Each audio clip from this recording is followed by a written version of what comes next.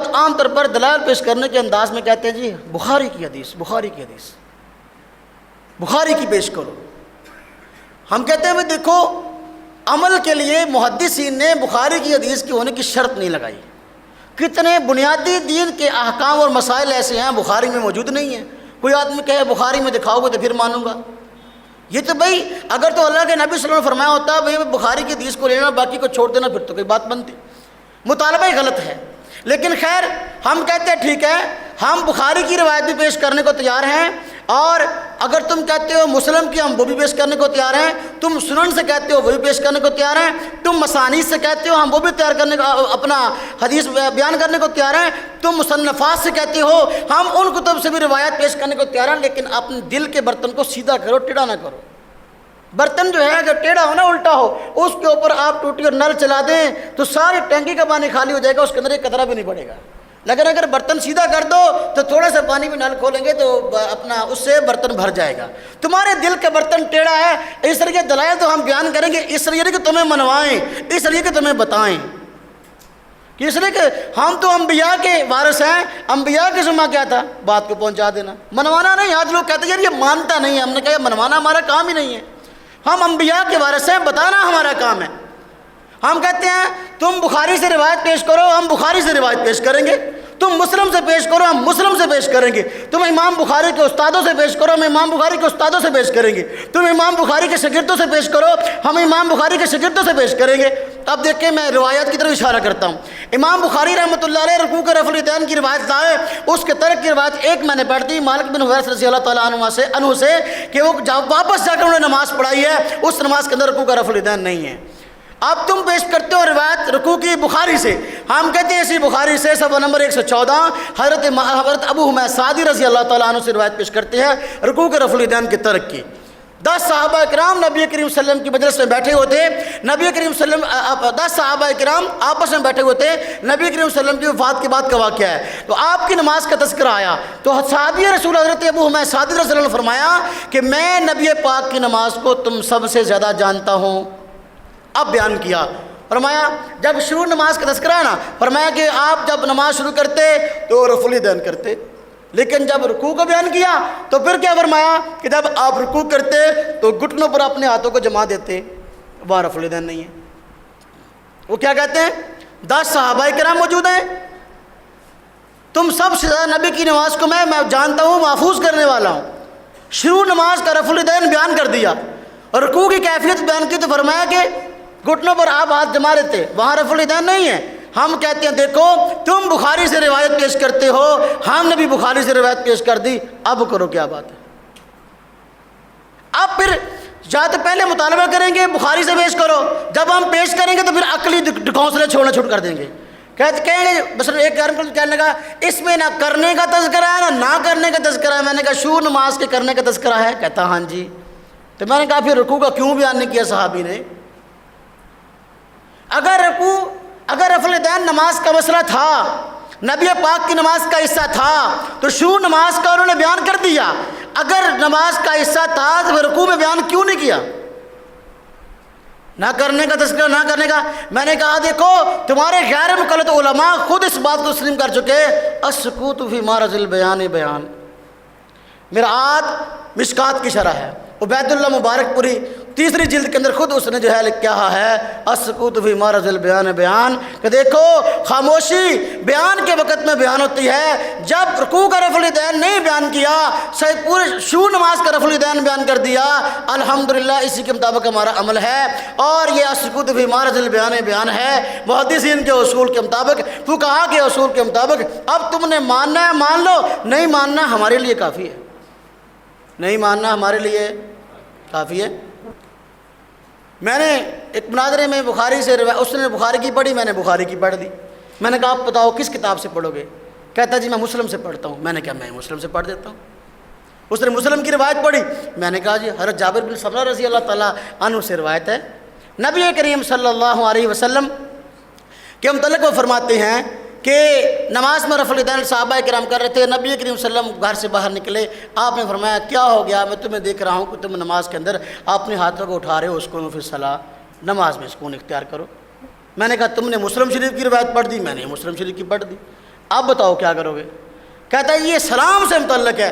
میں نے کہا یہاں سلام کا لفظ دکھاؤ کہاں ہے؟ امام مسلم رحمۃ اللہ علیہ نے باب کا اصل میں بات یہ ہے، ابواب تو امام مسلم نے قائم ہی نہیں کیے، امام نووی نے قائم کیے ہیں مسلم شریف پر۔ کہتا ہے جی باب کیا قائم کیا؟ میں نے کہا باب کی بات کرتے ہو یا باب کی بات کرتے ہو؟ پہلے تو یہ بتاؤ۔ اگر باب کی بات کرتے ہو، باب الامر بالسکون بالصلاۃ، یہ باب کا ایک حصہ ہے، اس سے متعلق روایت ہے۔ سلام والی روایت اس سے نیچے ہے، اگلے والے باب کا حصہ اس کے ساتھ متعلق ہے۔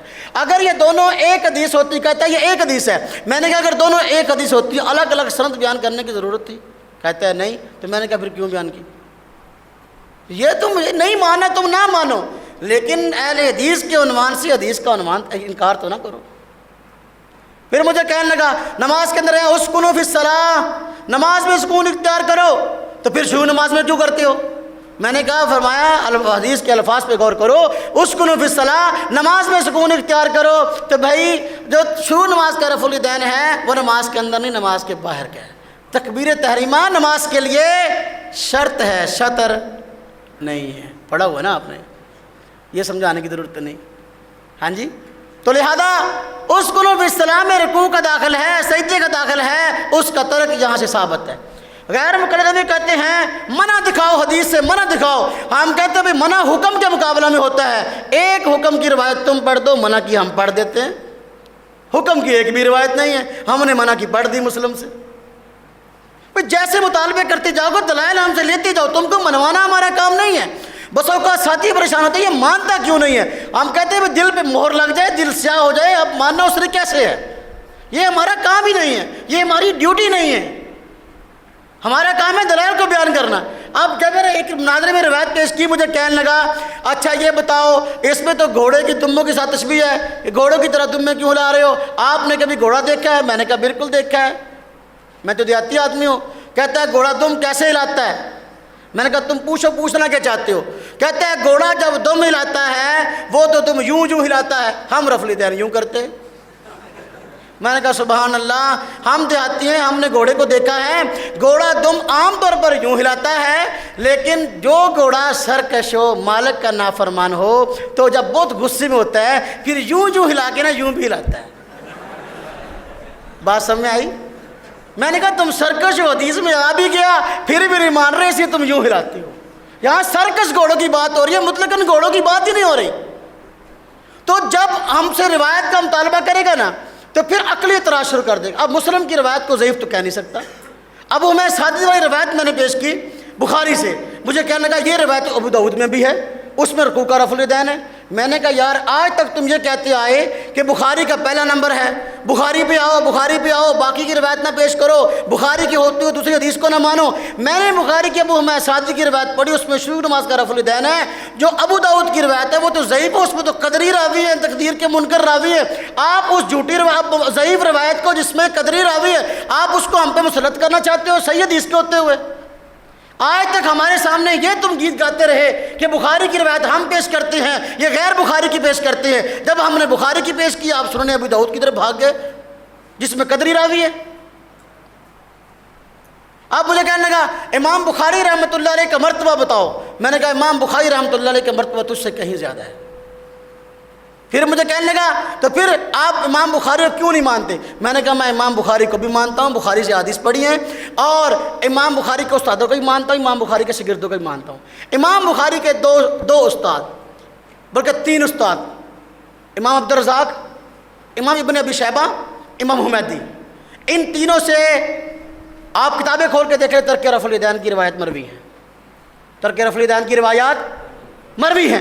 جب ان تینوں سے ترک رفع الیدین کی روایت مروی ہیں، میں نے کہا میں امام بخاری کو بھی مانتا ہوں، ان کے استادوں کو بھی مانتا ہوں۔ اگلی بات کر، میں کہ میں ان کے شاگردوں کو بھی مانتا ہوں۔ امام نسائی، امام ترمذی رحمۃ اللہ علیہ امام بخاری کے شاگرد ہیں۔ امام ترمذی رحمۃ اللہ علیہ حضرت ابن مسعود رضی اللہ تعالیٰ عنہ کی روایت لائے ہیں، اور اس روایت کو کہا کہ یہ روایت حسن ہے، دوسرے نسخے میں یہ روایت صحیح ہے۔ میں نے کہا بتاؤ، وہ اگر روایت کوئی ثابت ہی نہیں ہے، وہی امام بخاری کے شاگرد امام ترمذی کہہ رہے ہیں بے شمار صحابہ اور تابعین کا جو ہے وہ اس ترک رفع الیدین پر عمل ہے، وہی کہتے ہیں سارے کوفہ والوں کا اس پہ جو ہے ترک رفع الیدین پر عمل ہے۔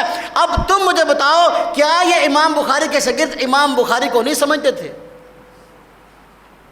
امام نسائی رحمۃ اللہ علیہ رکوع کے رفع الیدین کی روایت لائے، اس کے بعد باب قائم کیا، ترک ذالک باب قائم کر کے حضرت ابن مسعود رضی اللہ تعالیٰ عنہ سے ترک کی روایت لائے ہیں. پھر روایت ذکر کی ہے، پھر باب قائم کیا رکوع کے رفع الیدین کے ترک کا. کون سا؟ اور رخصت فی ترک ذالک. پھر حضرت ابن مسعود رضی اللہ تعالیٰ عنہ کی روایت لے آئے. اگر ترک ہوا ہی نہیں ہے تو ترک ذالک اور رخصت فی ترک ذالک کے باب قائم کرنے کی ضرورت کیا ہے؟ امام بخاری کے شاگرد ہیں یہ. جب میں نے یہ روایت حضرت ابو حمید سعدی والی بخاری کی پیش کی نا، صفحہ 114 والی، تو مجھے کہنے کا باب بتاؤ کیا ہے، امام بخاری کس باب میں لائے ہیں؟ میں نے کہا امام بخاری تو اس روایت کو مختلف ٹکڑوں کی شکل میں بخاری میں کئی جگہ لائے ہیں. جب بخاری میں کئی جگہ لائے ہیں تو ہر جگہ پر باب الگ قائم کیا. فقہ البخاری فی تراجم ہی، تو امام بخاری رحمۃ اللہ علیہ تو اپنے مسائل کی تخریج کرتے ہیں مختلف عنوانات قائم کر کے. مجھے اس کی ضرورت نہیں، میں امام ابو حنیفہ کا مقلد ہوں، اللہ کے نبی کی حدیث دیکھ. کہتا نہیں باب بتاؤ، باب رفع الیدین کے ترک کا باب ہو. میں نے کہا باب ہو تو مان لو گے؟ میں نے کہا میرے خیال میں تو آپ اپنے باپ کی نہیں مانتے، تو باب کیسے مانو گے؟ میں امام نسائی رحمۃ اللہ علیہ نے باب قائم کیا ترک ذالک مان لے، اور رخصت فی ترک ذالک باب مان لے. اگر باب ماننا ہے تو وہاں سے بھاگے گا. میں نے جب باب کا اشارہ کیا، کہتا یہ روایت جو ہے ضعیف ہے. امام ترمذی رحمۃ اللہ علیہ نے عبداللہ بن مبارک کی جرح نقل کی ہے حضرت ابن مسعود کی روایت پر، وہ کہتے ہیں کہ ثابت نہیں ہے. میں نے کہا بھائی سنن طحاوی میں جو ہے یہ روایت ہر ابن مسعود کی جو ہے وہ مذکور تھی عبداللہ بن مسعود رضی اللہ تعالیٰ عنہ سے دوسرے الفاظ سے. حضرت ابن مسعود رضی اللہ تعالیٰ عنہ نبی کریم صلی اللہ علیہ وسلم کی نماز کا نقشہ مختلف الفاظ سے کھینچتے ہیں. جس طرح کہ ترمذی میں فرمایا کہ کیا تم کو نبی پاک کی نماز پڑھ کر نہ دکھاؤں، تو شروع نماز میں رفع الیدین کیا، باقی جگہ پر نہ کیا عملاً. سنن طحاوی میں روایت ذکر کیا ہے کہ نبی کریم صلی اللہ علیہ وسلم کو دیکھا آپ نے شروع نماز میں رفع الیدین کیا، دوسری جگہ نہیں کیا. یہاں وہ گویا کہ آپ نے بصارت کو، اپنی رویت کو یہاں بیان کر رہا کہ میں نے دیکھا. تو عبداللہ بن مبارک رضی اللہ رحمۃ اللہ علیہ جو ہیں وہ ان کا جو قول ہے وہ سنن طحاوی کی روایت کے متعلق ہے. حالانکہ میں یہ بات عرض کروں کہ یہ بھی ان کا پہلا موقف تھا عبداللہ بن مبارک کا، بعد میں انہوں نے رجوع کر لیا تھا اس قول سے. اس کی دلیل کیا ہے؟ سنن طحاوی کے اندر ترک ذالک جو باب قائم کیا امام نسائی رحمۃ اللہ علیہ نے، تو اس کے اندر خود امام نسائی رحمۃ اللہ علیہ حضرت عبداللہ بن مبارک رضی اللہ رحمۃ اللہ علیہ سے روایت لائے ہیں حضرت ابن مسعود کی.